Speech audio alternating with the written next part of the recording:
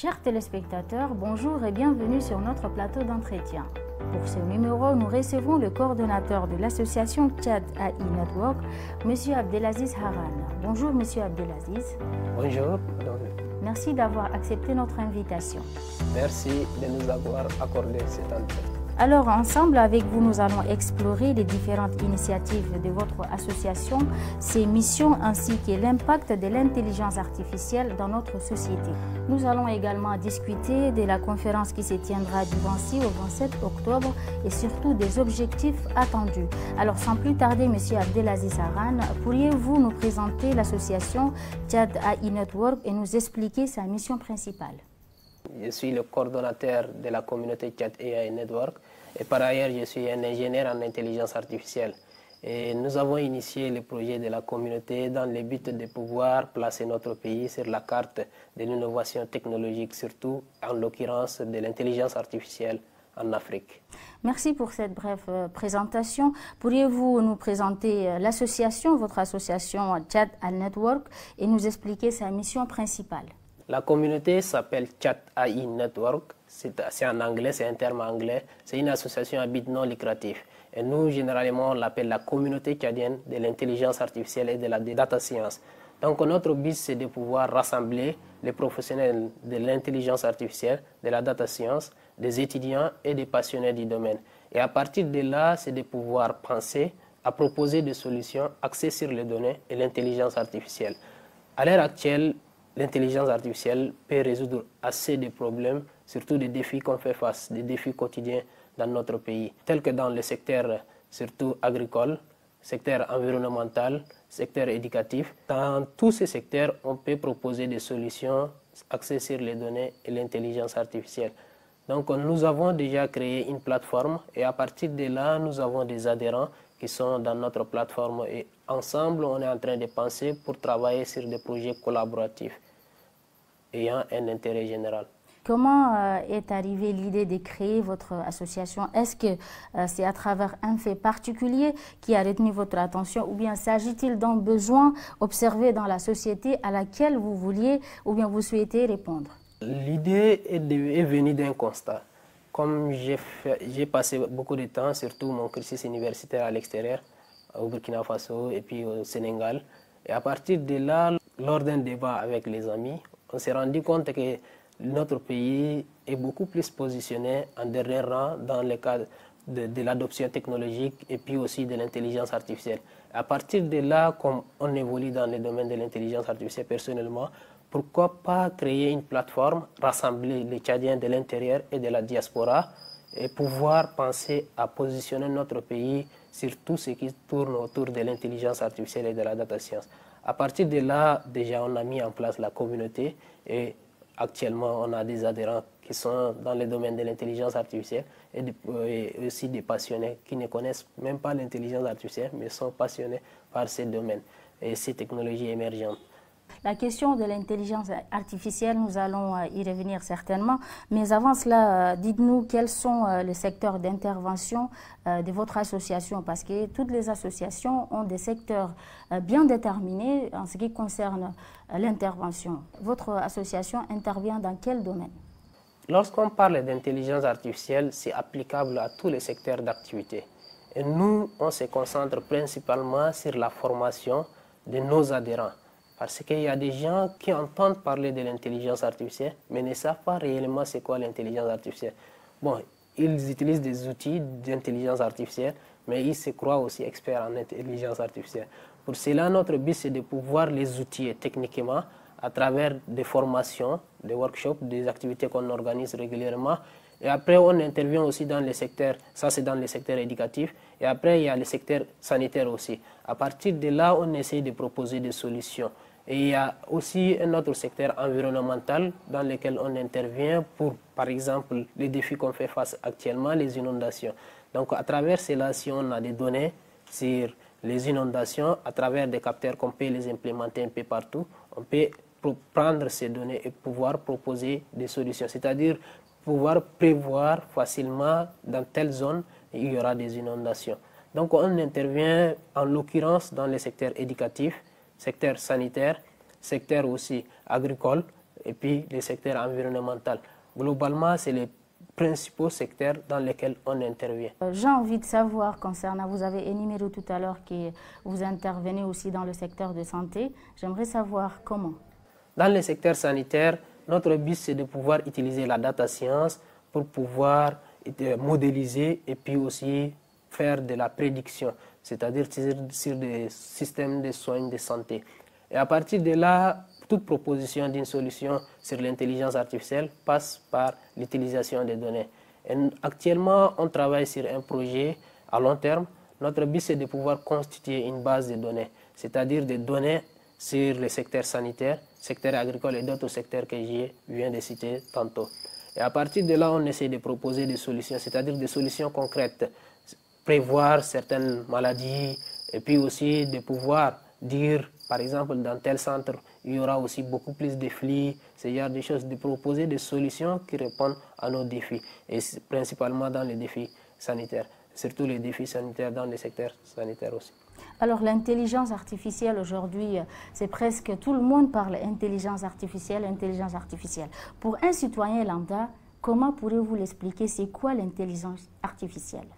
L'intelligence artificielle, pour un citoyen lambda, et pour faire simple, c'est un ensemble d'outils et de technologies qui essayent de relever surtout les défis qu'on fait face et en donnant beaucoup plus le pouvoir aux machines, c'est-à-dire d'exécuter à notre place les tâches quotidiennes. Telles que, dans la vie quotidienne, se manifeste par les systèmes de recommandation à travers les réseaux sociaux, les assistants aussi vocaux, et puis aussi des assistants tels que Siri, et puis de Google, tout ça. Donc globalement, c'est ça l'intelligence artificielle. Donc on l'utilise quotidiennement, mais on ne sait pas réellement c'est quoi l'intelligence artificielle. Tous les outils, par exemple technologiques, il y a certains outils qu'on les utilise, et ils ont déjà des algorithmes derrière. Et les algorithmes se sont basés sur l'intelligence artificielle seulement pour faire des prédictions et connaître par exemple ce que vous voulez. Et à partir de là, lorsque vous défilez sur les réseaux sociaux, à travers votre fil d'actualité, il va vous suggérer tel contenu. Et lorsque aussi vous voulez consommer un certain produit, vous partez visiter certains sites aussi d'e-commerce, et à partir de là, il essaie de voir votre navigation, surtout l'historique. L'outil directement pourra vous proposer des produits auxquels vous êtes susceptible d'acheter. Alors, j'ai dit que voilà, moi aussi, maintenant j'ai un peu une idée un peu générale de ce que c'est que l'intelligence artificielle. Merci pour cette clarification. Alors, parlons un peu de la conférence, la première édition de la conférence sur l'intelligence artificielle qui se tiendra voilà, du 26 au 27 octobre. Qu'est-ce qui vous a motivé à organiser cette conférence artificielle? Revenons un peu en arrière, parce que l'événement qu'on organise, c'est un événement qui s'appelle IndabaX. Et là, c'est déjà, on fait partie d'une communauté panafricaine qui s'appelle Deep Learning Indaba. Et IndabaX, c'est-à-dire l'organisation des petites conférences dans un pays, c'est-à-dire l'organisation d'une conférence locale. Et là, lorsqu'on les a approchés, on s'est dit, il ne sera pas mieux d'organiser une conférence au pays. Parce que les gens parlent de l'intelligence artificielle mais ne connaissent pas réellement. Et notre but, c'est de pouvoir positionner notre pays aussi parmi les pays où on parle de l'intelligence artificielle. Et puis aussi, on s'intéresse beaucoup plus à la recherche et à l'innovation. Donc en partant de ces constats et de l'approche aussi de la communauté, surtout panafricaine Deep Learning, on s'est convenu d'organiser cette conférence. Et l'organisation a débuté depuis janvier là-bas. Donc on a fait les procédures et puis aussi on a demandé des sponsoring, tout ça. On a mis en place un comité d'organisation de cette première édition et qui s'en charge réellement de pouvoir organiser cette conférence. Donc pour cela, on a choisi le thème principal de cette première édition, tel que l'intelligence artificielle, un levier de développement socio-économique, surtout pour relever les défis socio-économiques de notre pays. Et actuellement, l'organisation se passe bien et bientôt, il nous reste que 2 jours seulement pour déclencher le premier jour de l'événement. Alors, l'intelligence artificielle nécessite-t-elle une connexion Internet? Vous venez de l'expliquer aux citoyens, donc est-ce que ça nécessite une connexion pour l'utiliser? Bien qu'il y a des outils qui nécessitent, surtout des outils d'intelligence artificielle, qui nécessitent une connexion d'Internet, mais il y a des outils aussi offline, c'est-à-dire on peut les utiliser hors ligne. Actuellement, on ne peut pas s'en passer de la connexion Internet pour utiliser les outils d'intelligence artificielle. Mais lorsqu'on, par exemple, je prends le cas des modèles génératifs et puis aussi des LLM, Large Language Model. Donc ce sont des modèles où on les utilise quotidiennement, à l'exemple surtout des ChatGPT. Et à partir de là, lorsqu'on télécharge ces modèles localement, comme lui, c'est un outil qui n'est pas open source, les autres outils, par exemple des Facebook, Llama, ça, lorsqu'on les télécharge en local et on essaie de les customiser, c'est-à-dire de les personnaliser pour qu'ils répondent textuellement dans notre contexte. Et là, on peut l'utiliser en local. Mais on ne peut pas s'en passer aussi de la connexion pour l'utilisation d'un outil d'intelligence artificielle. Sinon, si c'est hors connexion, comme vous venez de l'expliquer, ça va être mieux, surtout avec la connexion Internet qui perturbe ces derniers temps, voilà, ici au Tchad. Alors, quelles sont les principales difficultés que vous rencontrez au sein de votre association? Mais peut-être avant cela, nous allons parler comment, par exemple, quelles sont les modalités pour adhérer à votre association, avant d'en parler sur les difficultés. Ce n'est pas compliqué pour adhérer à notre association, notre communauté.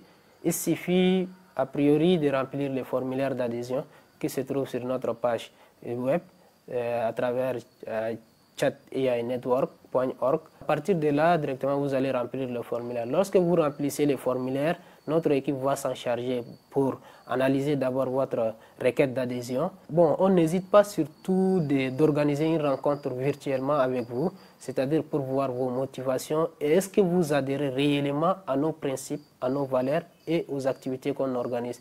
Et à partir de là, on pourra vous ajouter parce qu'actuellement aussi, on a un groupe WhatsApp dans lequel on a nos adhérents. Je vais m'adhérer. Hein. Merci, vous êtes la bienvenue. J'ai dit merci beaucoup et j'ai dit aux téléspectateurs aussi d'aller s'adhérer à votre association pour en savoir plus et pour en tirer profit de l'utilisation de l'intelligence artificielle. Et surtout, lorsque vous êtes curieux et lorsque vous venez au sein de la communauté, soyez actifs. Il y a des gens qui adhèrent et finalement ils ne sont pas actifs, malheureusement. Alors nous revenons sur les difficultés que rencontre votre association, s'il y en a des difficultés que vous rencontrez. Bien sûr, il y a des difficultés en termes de ressources, surtout les ressources sont limitées. Et maintenant aussi, il y a des difficultés surtout pour avoir accès surtout à un écosystème technologique favorable en termes de connexion et puis aussi pour avoir accès à des outils de stockage dans le cloud. Tout ça, ce sont des défis. Et ces défis ne nous freinent pas. Parce que c'est à partir de ces défis, on essaye d'être beaucoup plus créatif et puis proposer des solutions innovantes. Et selon vous, quelle est l'utilité de l'intelligence artificielle et surtout son apport dans une société? Pour être précise, dans une société comme la nôtre. L'intelligence artificielle est partout. Et à l'heure actuelle, on peut proposer des solutions et puis on peut aussi relever des défis qu'on fait face quotidiennement, facilement avec l'intelligence artificielle. Donc, elle a une utilité énorme. Et là, on peut aussi relever les défis socio-économiques au sein de notre pays. Et il suffit de pouvoir initier des projets ou aussi de collaborer avec des acteurs nationaux et internationaux pour pouvoir proposer des solutions. Et cela passe beaucoup plus de solutions dans les soins de santé, aussi dans l'agriculture, surtout les rendements agricoles, la prévision agricole, aussi dans la prévision surtout météorologique et la prévision par exemple des catastrophes aussi, et surtout qui surviennent régulièrement, annuellement dans notre pays. Quels résultats espérez-vous atteindre après cette première édition de la conférence artificielle? Comme toute organisation d'une première édition d'un événement, c'est compliqué. Et à la fin de cette première édition, nous souhaitons beaucoup plus créer un réseau, surtout des professionnels dans le domaine de la data science et de l'intelligence artificielle qui, à la fin, ils puissent collaborer. Et aussi d'initier des projets concrets dans l'application de l'intelligence artificielle et de pouvoir mettre en place surtout des relations avec les acteurs internationaux. Parce qu'au sein de notre communauté, on a un objectif à long terme et dans ces objectifs surtout, c'est de pouvoir créer un centre de recherche sur l'intelligence artificielle. Nous vous souhaitons plein succès pour cette première édition et MRTV va vous accompagner surtout parce que MRTV accompagne les initiatives de la jeunesse. Merci Monsieur le coordinateur, pour votre éclairage sur les objectifs de l'association et sur l'intelligence artificielle qui prend de plus en plus de l'ampleur aujourd'hui. Alors, si vous avez un dernier mot. Merci pour cet entretien, de nous avoir confié et puis parler aussi avant le jour J de notre événement, de notre association dans son intégralité, et aussi de parler brièvement de l'intelligence artificielle à vos téléspectateurs. Merci à vous, fidèles téléspectateurs, de nous avoir suivis. Je vous retrouve à la prochaine fois pour un nouveau numéro d'entretien. D'ici là, portez-vous bien.